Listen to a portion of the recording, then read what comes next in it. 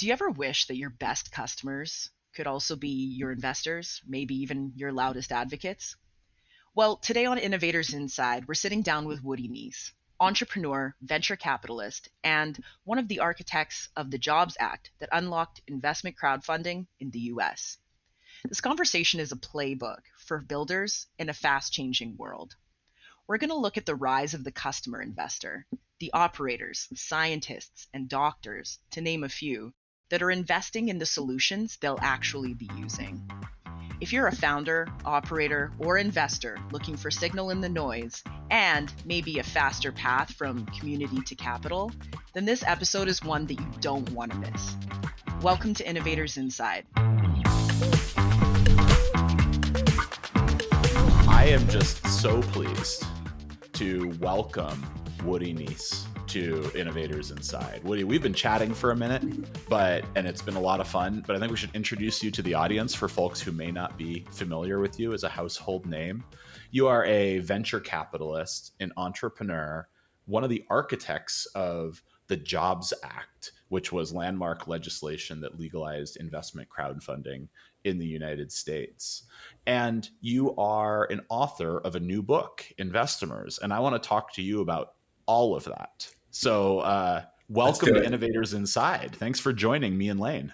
It is very, very exciting to be here. I love the energy in this room. I can already tell that we are going to get to the things that really the three of us, this entire audience, care about. So let's do it.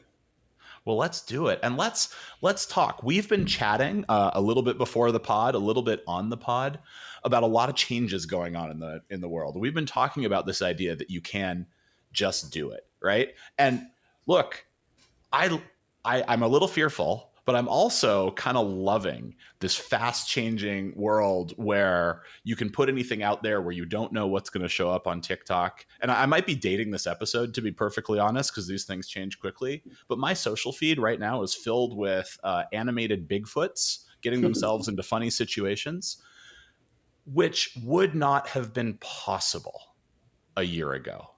Because you have small creators using advanced AI tools to create photorealistic little montages and then throwing them out into the ether.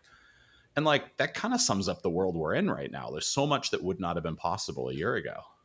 Oh, yeah. I mean, there's too many tsunamis happening on my feed. I don't know why.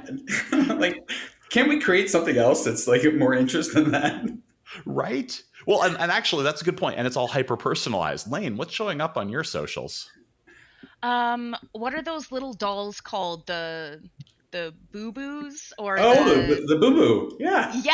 Yeah. I've people dressing them in little outfits, and it's funny because you see trends like this all the time happening like with kids, but this is an adult only trend, and I'm kind of fascinated by it from like it's taken off like Beanie Babies for adults. So that's I just got back from Japan. They were, Labubu's from Japan. So we were all about it. My daughter wanted one and we tried to get it, but couldn't.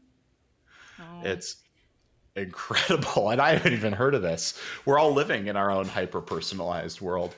So, Woody, I want to talk a bit about how we got here. A lot has changed in the last, let's call it decade, the last few years in the enabling ecosystem for entrepreneurship, for innovation.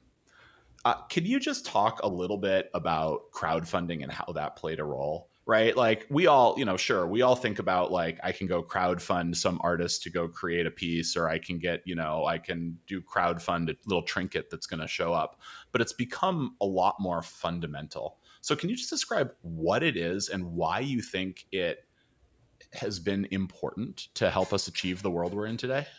Yeah, sure. Well, let me tell you a story about how it all came to be, because that story relates to why we're living the world that we live today. I started my career on Wall Street, went to Silicon Valley, worked for a company there, learned all about, VC funded successful companies. I was just like, I have to remember this stuff.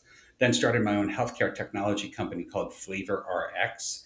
We flavored medicines for children so they're more compliant. And every time a child took their medicine where that child wasn't taking it before, a mother would call and be like, you have no idea what struggle it was to get my kid to take their medicine.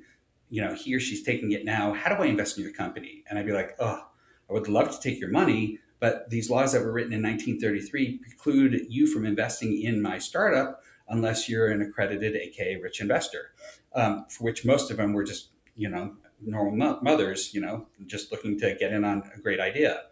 And I kept on saying to our lawyers, I was like, these laws are ridiculous. Like, if I could get 1,000 of these mothers to become brand advocates for me as investors that have a vested interest in this company, I'm going to become a public company in a year. And they're like, it's not happening, Woody. These laws are there to protect them.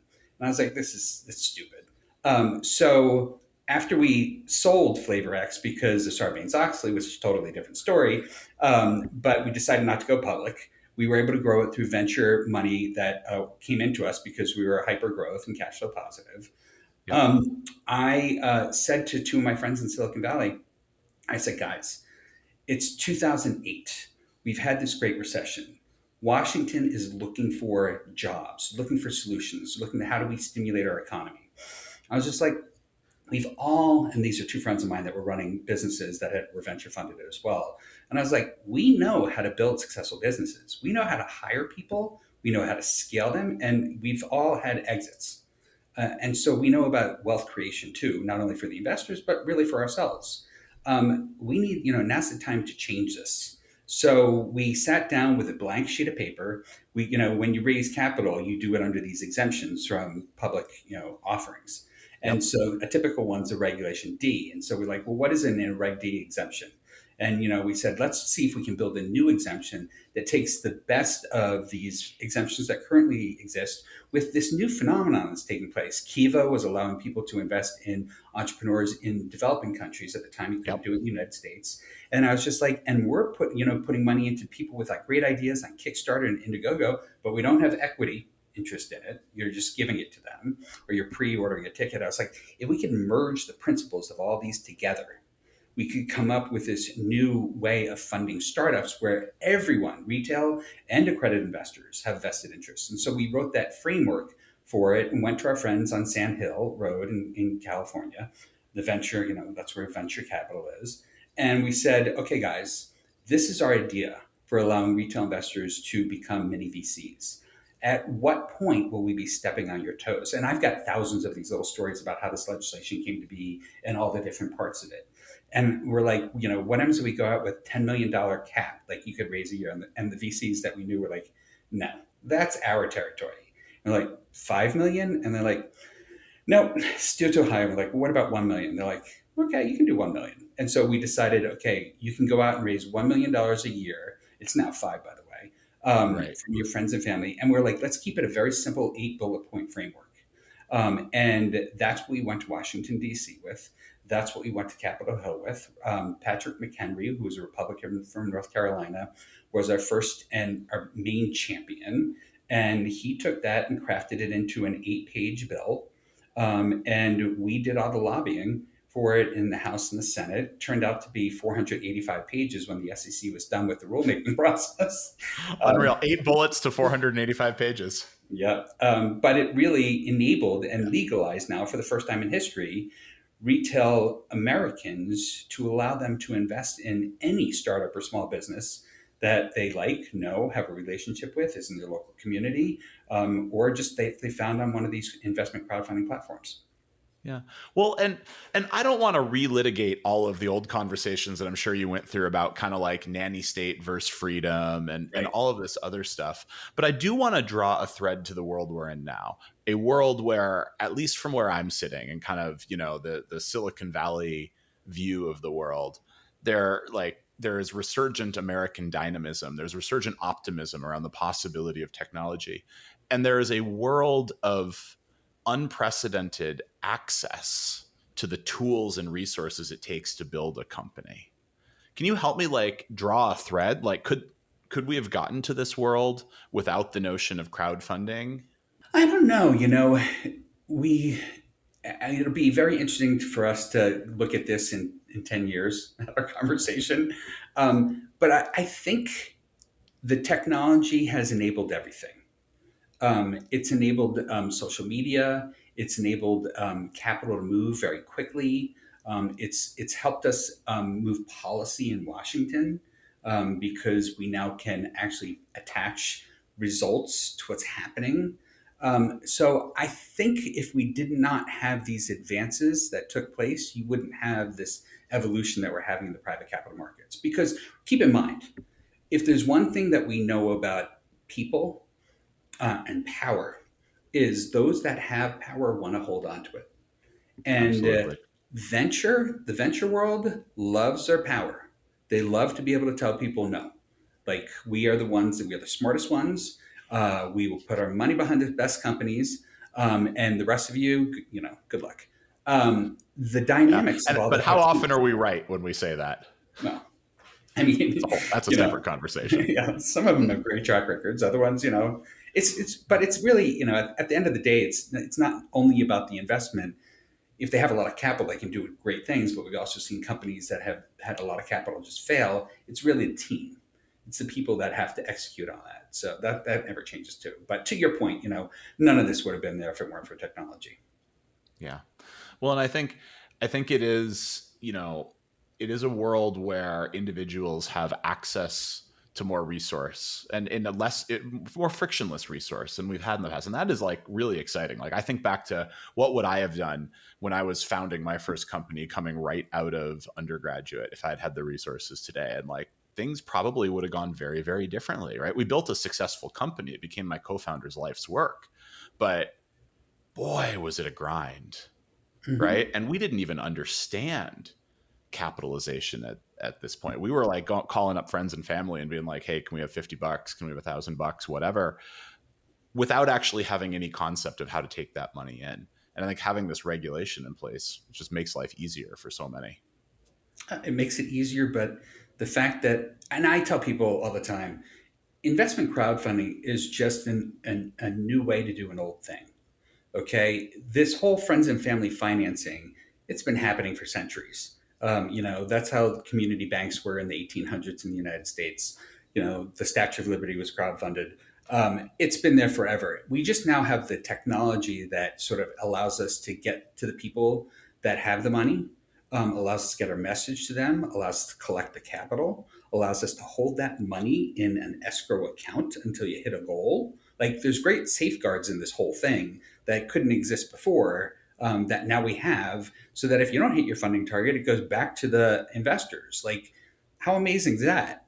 So, and then, the ability to share information. Like, when you're raising capital, you can share all the information about your offering, your disclosures. You debate people on these offering pages in the comments section about, why your company's so great, why your valuation is where it is, and defend it, or you fail at defending it and most likely fail at your offering. Yeah.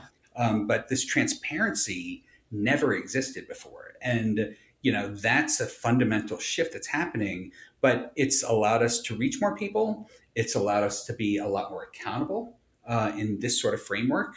And we did it in a law. So this is a regulated process. So it's not like, anyone can go out there and say, I'm just raising money for my company, just send me a check. No, you have to do this on investment platforms that are registered with the SEC, overseen by FINRA. You have to file forms with the SEC. So this is not an easy task.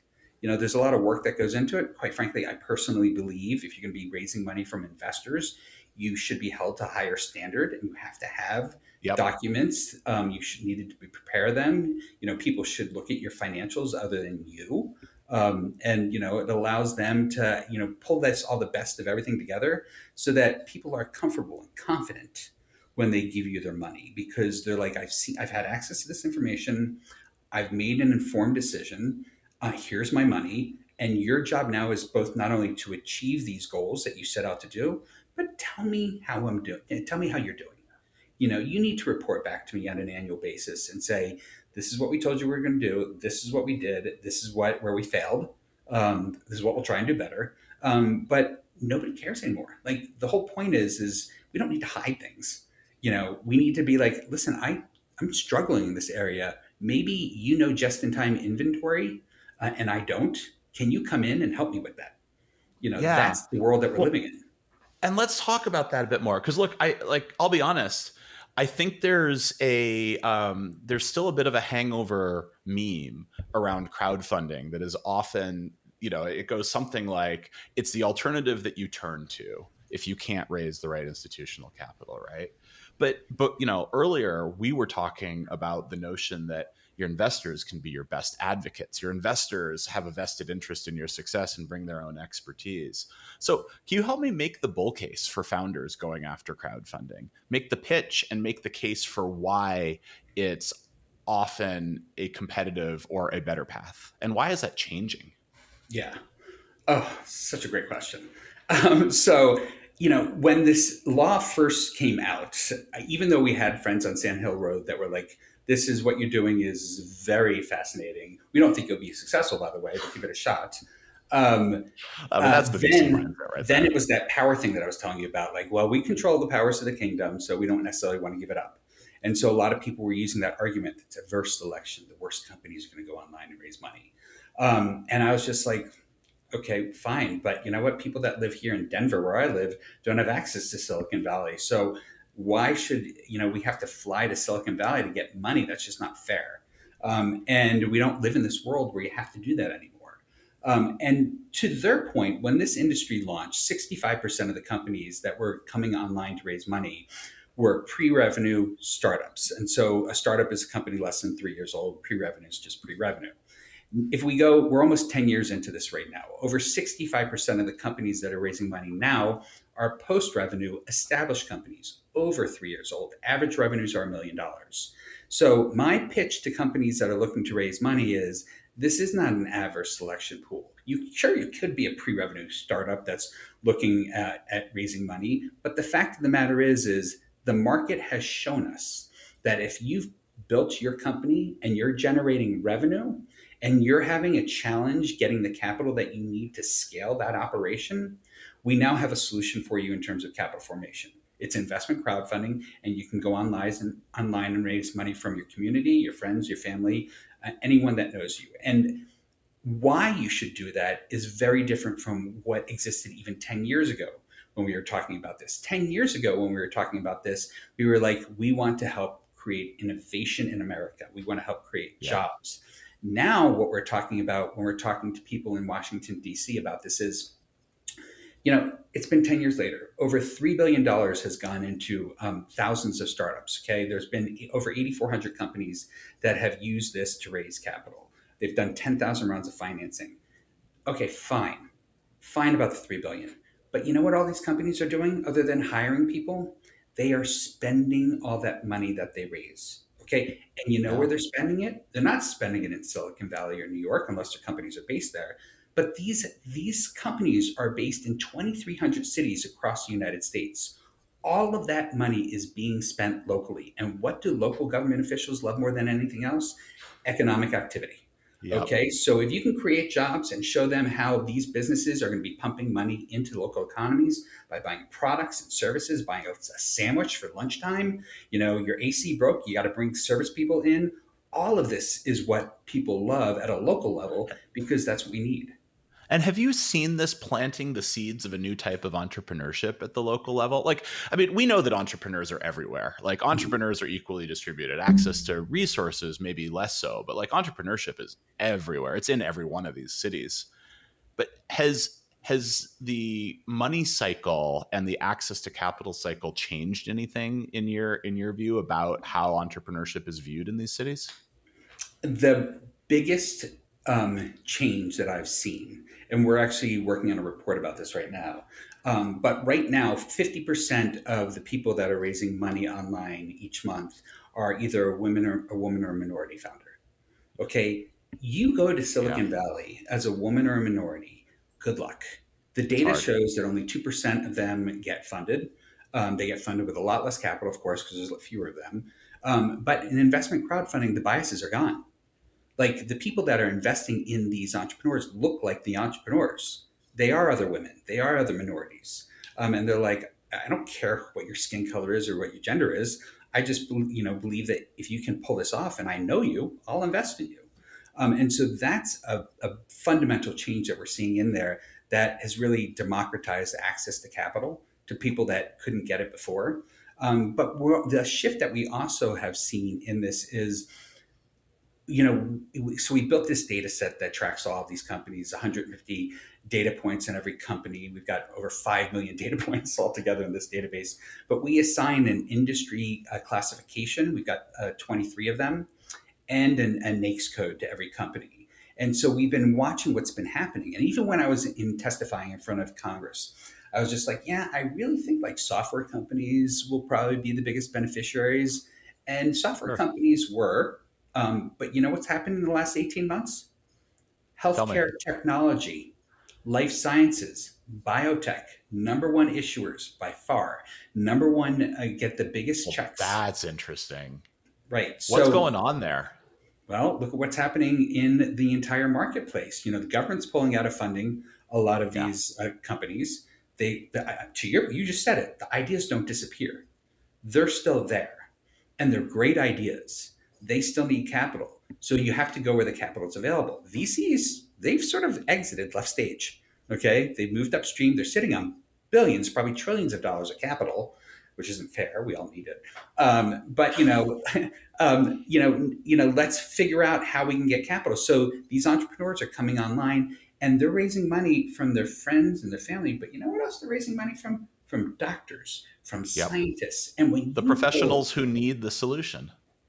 right, so when you go and you look at the comment section, you see these doctors going, this is the area that I focus on. This is the technology that I need. And then you've got other ones going, I've already invested in the company. I'm getting other doctors to buy the product. Like, you're just seeing it happen real time. You're like, yes, this is exactly what I'm talking about.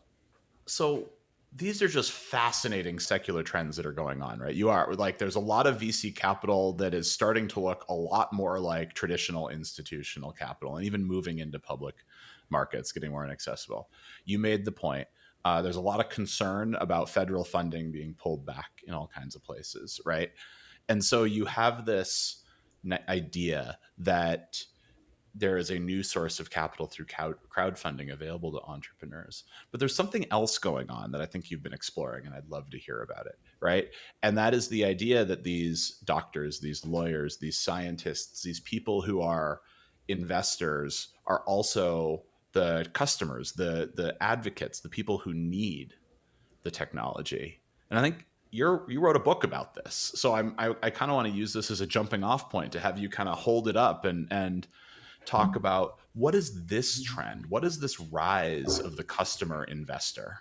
Right. So this book right here, Investomers, it's all about how customers turned investors are shaping the future of early stage finance. Okay, and this just 400 page, it'll put you to sleep quite a bit.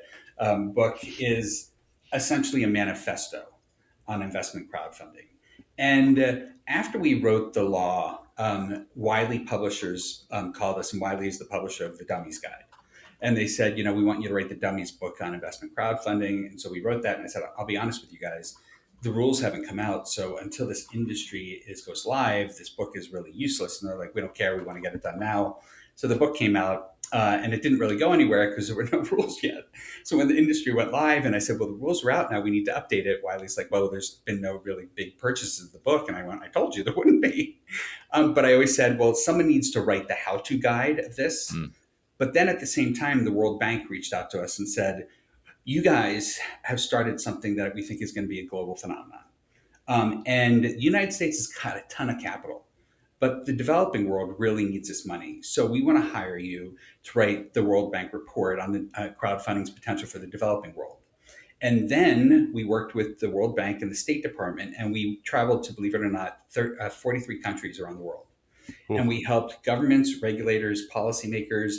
We created crowdfunding ecosystems from Mexico to Chile to Saudi Arabia. I worked in Saudi Arabia for a whole year, flying back and forth when my son was just born, creating these ecosystems for this. And so having that lens of what is this doing on a global level for the world, and then what are best practices. And then we have this database that we built. And in the data, I just see what's happening. And data doesn't lie. That's what the best part of it is. And I was just like, and this is everyone that I spoke to about the data set said, you're sitting on gold. Like, No one's had transparency into the private capital markets the way that you do. No one's ever been able to see across industries, across sectors, what's happening. Like VCs know what's happening in their own little pool, but they don't know what's Sure. happening in the whole ecosystem. And they try to, try to become experts in it. We just collect the data that allows us to do all the analysis on it. And so the book itself was just like, I need to take the why this industry came, was here, what the World Bank was all about, I learned by working in different cultures. You don't take what happens in America and apply it all around the world. You have to No. understand what their cultural circumstances are and apply that to capital formation. And so we did all these amazing exercises. And so we came up with frameworks for that. And then there's the whole best practices of crowdfunding, the book itself, the Dummies Guide, rewritten now. And then I was just like, and where's this all going? So the book concentrates on, how does AI intersect with this? How is Yep. this whole token and blockchain area going to intersect with this? How is that going to shape what's happening? So it was my brain going off on where do I think the future of investment crowdfunding is going? And so if you really want to go to sleep, or if you just love what I'm talking about, then Investomers might be the right book for you. We're gonna hype this a bit more. If you really want to understand the intersection of Web 3.0, investment, AI, and how a new wave of advocates are going to be driving and propelling the entrepreneurs that are powering the products they love, then get Investomers. How'd I do? That's amazing. It's amazing. Yes. You But touched, oh, go ahead. no, Lane, jump in.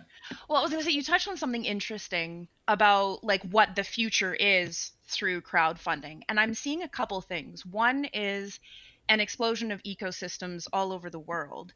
And two is the speed at which things are innovating. Because I think part of the reason why we're seeing animated Sasquatch on our, AI algorithms, and it's come so far in that last year, is because the investment that's been put into AI.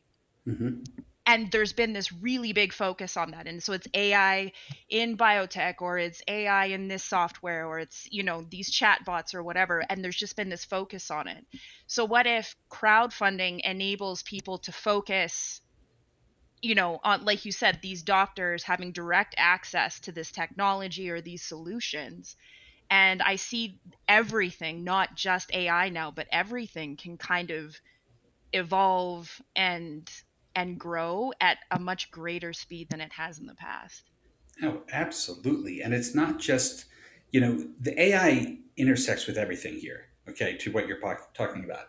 It's companies are using AI in new ways. You've got, one of the companies that we just looked at for our venture fund is a drone company, and they are in agricultural for drones for agriculture, but they are merging AI with the agricultural technology so that they know where to send the drones. Okay, so it's not just someone, the drone's measuring, it's all happening because AI is sort of telling it this is where we need to send it, and it's doing a much better job than an individual just driving a machine. But that type of intersection is what these people that are scientists that are backing these companies going, that's exactly what we need. And so they're benefiting from that sort of AI intersection there, because we've got the ability to raise capital online, and these companies can actually go to these platforms and get their message out there, which they couldn't do before. Do you think that the ability to do this risks isn't the right word, but do you think there's a likely result where we end up with actually a more fragmented solution ecosystem, more smaller point solutions that are highly tailored to a smaller market, and maybe the whole way that we think about venture returns and the amount of market ownership that a company needs to have is going to change? I don't know. That's like a really good question. I mean, we're so used to the VCs owning the majority of whatever happens and Yeah, controlling those outcomes. The only reason why I think it might be challenging to change it is everybody's driving for the same outcome, which is an exit. Okay, so if you want, you only invest if you think you're going to get your money back. that's right. That's the whole point. So, if we've got too many of these small little touch points that don't add up to something great, then I think it's going to backfire. So the goal has to be that you can have this distributed innovation, distributed, access to capital. But at the end of the day, it needs to, like I keep on telling people all the time, I'm not trying to replace venture capital. I'm just trying to deliver to VCs better deal flow now. Yep. I'm trying to tell them that there's new signals there, number of checks, total amount written, these investors, these influencers that are investors in companies that are out there on social media. You need to be tracking them because they are the ones that are going to influence outcomes. And so if we can get those companies, all those variables, and then go to VCs and be like, these are the 10 companies you should be looking at now. It'll allow those companies to get that venture capital because right now you can raise 5 million through Reg CF. You can do a parallel offering that allows you to really raise an unlimited amount from accredited investors. But at the end of the day, you're not going to be raising $100 million through investment crowdfunding. If you've got a unicorn type company, you need to go get out of investment crowdfunding to institutional type of capital. And all I want to do with this is bring institutional capital to best deal flow. I've got this thesis, and I don't think this is a rocket science, bit of analysis here, but I do see a lot more founders taking on kind of minimum viable capital to build out a business that I think sometimes we use this word disparagingly. I'll call it a lifestyle business, but it's actually wonderful, right? Wonderful economic returns for the founders, et cetera, but a very different return profile for investors, to your point. And I think, one of the things that I'm always wondering, and by the way, and I encourage founders to do that, which is sometimes a mistake as an investor. Like, if you don't need to build a public market exit company and you don't want to, don't force yourself. So you have the tools and equipment to build these really compelling niche businesses that can give you a wonderful lifestyle, perhaps better actually than your typical successful exit through acquisition or something. But I think we're seeing a lot more of this, and I think we're going to see a lot more fragmentation in startups. And I think one of the things that you just said is something that's got me thinking. In a world where you get much more noise in the system of all of these high quality companies, solving point solutions, as a VC looking for the sort of returns that the VC profile has to look for, how do you get signal from noise? And that's kind of how I've been interpreting what you're saying about these influvestor signals, like data points that maybe we should be tracking that we aren't otherwise tracking, that are going to separate a many multiple return from a really nice business that might pay some dividends. Does that ring true to you? Oh, absolutely. I think so just to your point about all of this, all of these variables, all these signals is what we did with D3VC, which is our venture arm. I sat down with 3 data science PhDs and I said, listen, I've got a pretty decent background. I started on Wall Street. I started my own healthcare technology. I did have an exit. So I sort of see what, success looks like there in my brain. I have this database of all these thousands of companies, and I can see the ones that have gone on for venture funding. 18 of them have gone public. So there's clearly signals in all of this along the way. I get the annual reports for all of these companies, so I can see the ones that are really performing well and look at the signals in there. I said, help me take this entire data set and build a machine learning AI algorithm that will help us we'll come up with the keys, the points of success. And then let's come up with a weekly scorecard for all the companies that are out there. And then we'll do what algorithms can't do, which is human diligence. You really have to dig into the founders. Like, tell me about your experience, your background. An algorithm's not really going to pick that stuff up. So it's the qualitative type of things that you still need the human side for. And so we get a reading from all of these signals on a weekly basis. We actually publish that. So if people want to access it, it's a Capital Pulse report. Anyone can get it. It's the top 15 companies from our algorithm on a weekly basis. Amazing. We're putting that in the show notes for sure. But we use it for our own decision-making process. And then we look at these companies and we, decide do they have the IP? Do they have the patents to protect it? Do they have the market that is scalable? Like, have they proven through their revenues that they're actually able to scale this company. Those are the type of things that we dig in on, and then we make our decision. Do we want to invest? Do we want to pass? Or do we want to sit and wait? And that's another thing, because to your point, there are companies. It used to be, and I miss this when I was in business school, getting my MBA. It was the lean startup methodology. Do you remember that? You know, 100%. yeah, it's MVP. You raise as much as you need for that MVP.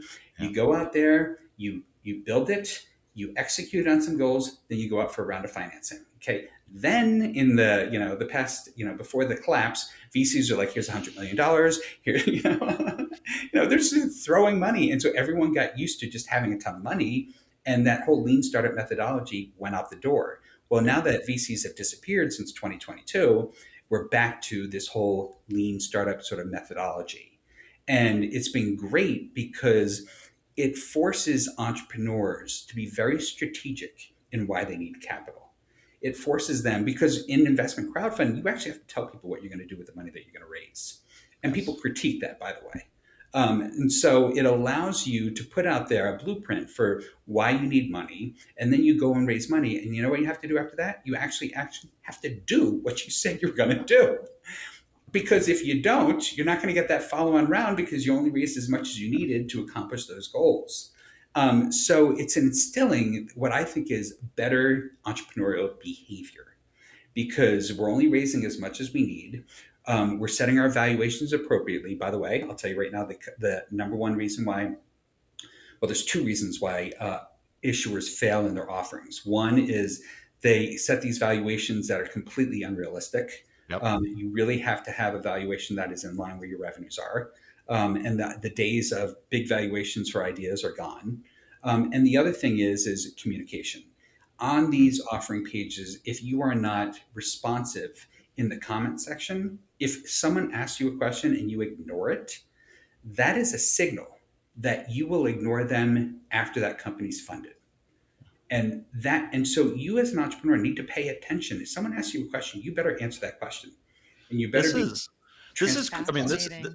well, it's fascinating, and it's activating market forces. This is activating market force dynamics, right? Like liquidity may not be trades, it's liquidity in communication, right? But that gets to kind of something of a market consensus. So I've got one kind of hard question for you. Okay. Right? Maybe it's a hard question. But I think there's a common and fairly data-backed sentiment, right? That says that the more signals you have around market data, the more of a true market price you're going to achieve, right? And then you get things like Polymarket trying to do something similar on prediction markets. Does this work in crowdfunding? Is there enough signal to get a more accurate, truer view of either valuation or likely outcomes? And what have you learned about that question? So, wow, that's a phenomenal question. And it is right where people need to be thinking, okay? Because at the end of the day, we want returns, okay? And so when I look at what we've done in our venture fund, we've had companies that, and what I love about what happens here is most venture funds, you price your MOIC, your multiple on invested capital, based on the last round of financing. And in startups, typically if it's venture funded, it might be 18 months, if not longer, before a round of financing. In regulation, longer. Exactly. But in regulation crowdfunding, it's usually 10 months to 15 months. And so you've got these revaluations happening in less than a year. So in our fund, we can already see companies going out for a round of financing at a higher valuation. But we are not perfect either. And we've had one company in our data set that failed. And they sent out a letter saying that they just have not been able to get the customer acquisition that they thought they were going to get. And it was an amazing technology company that was super cool. You could have a 1984 Toyota, and they would install this device that would allow you to communicate with the car. So you could be driving and all that stuff and talk to an AI avatar. And it would be great for directions. It'd be great for its different applications, but it Sure. was meant for all the cars that were not up to code or up to the latest technology. But they couldn't get the customer acquisition. So you might have a great idea, but at the end of the day, if you don't have the customers that are willing to buy it, it's not going to be there. So you have to balance all that. Well, and that's a classic entrepreneurial problem, but I think it also really ties into some of your thesis in Investomers, right? Like the tighter loop you can draw. Okay. Oh my gosh. My brain's exploding here. So we talk often about in kind of lean startup and customer discovery, the idea that the tighter loop you can have between your customer discovery and your product iteration, the better you're going to be, right? Mm-hmm. It's part of why as alchemists we invest in technical founders primarily. But this notion of a really tight loop between customer feedback and willingness to invest, I think is that same notion. It's really fascinating. Absolutely. Yeah. Yeah. Well, Woody, this has been just a fascinating conversation. For all of our audience, I'm so glad that we've had Sherwood Neiss on here for this conversation. For folks in the audience who want to stay in touch with you, who, besides going out and scrambling to buy the book, which everybody should do, what's the best way to follow what you're doing? Should they follow you through the VC and through MarketWatch? Should they follow you on LinkedIn? How do they stay in touch? So I've got too many websites, companies, products, books. So I created one landing page called investomersbook.com. And if you just go to investomersbook.com, you will be able to get that Capital Pulse report that I was talking about. You'll be able to get the book, Investomers, a link to that. We have a 200-page annual report on the state of the industry. By the way, when we first started it, the first year is 8 pages. So that just goes to show you how much analysis has gone into this industry. All of it's there. Well, incredible. So for all of our audience, we're going to link in the show notes. We're going to get you to investomersbook.com. And Woody Neiss, thank you for joining us on Innovators Inside. It has been an absolute pleasure to have you today. Thank you. It was really, really fun and exciting to be here with you guys. So I appreciate it. Have a good one.